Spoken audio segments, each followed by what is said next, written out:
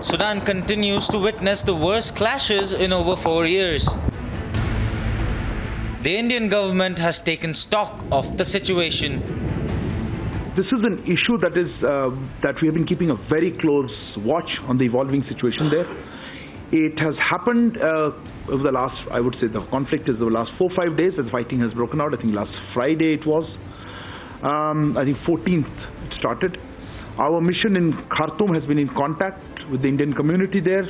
As you mentioned yourself, I think one of you, through multiple channels, informal, formal. Our embassy has issued several advisories, which you would have seen. In New Delhi, as some of you mentioned, we have set up a 24/7 dedicated control room for providing information and assistance, and the coordinates of those control rooms has been shared publicly. We are engaged with countries in the region and other countries that have a key role to play, particularly US, UK, Saudi Arabia, and the UAE.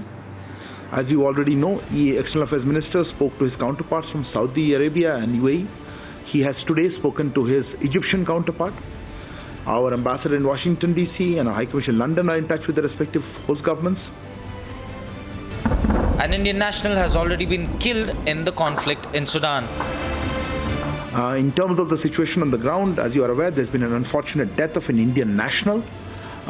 His body is currently at a hospital. Finally, after a lot of effort, we have been able to get that body moved from his apartment complex into a mortuary in a hospital.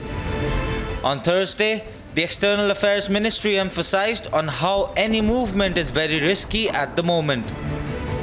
The situation on the ground continues to be quite tense. It remains very tense, which renders any movement very risky.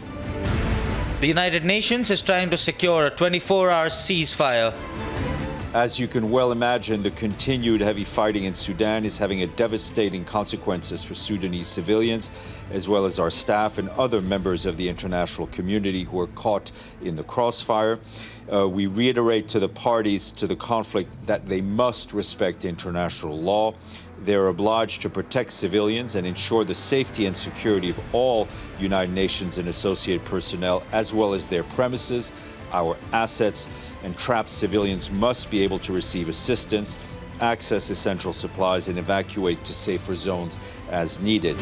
Exact details of the Indians in Sudan are not being shared for security reasons. So currently our focus is on ensuring the safety and well-being of the individuals wherever they are located. For now, artillery shelling and airstrikes have eased from previous days, but residents still reported a few explosions. Bureau Report, Republic TV.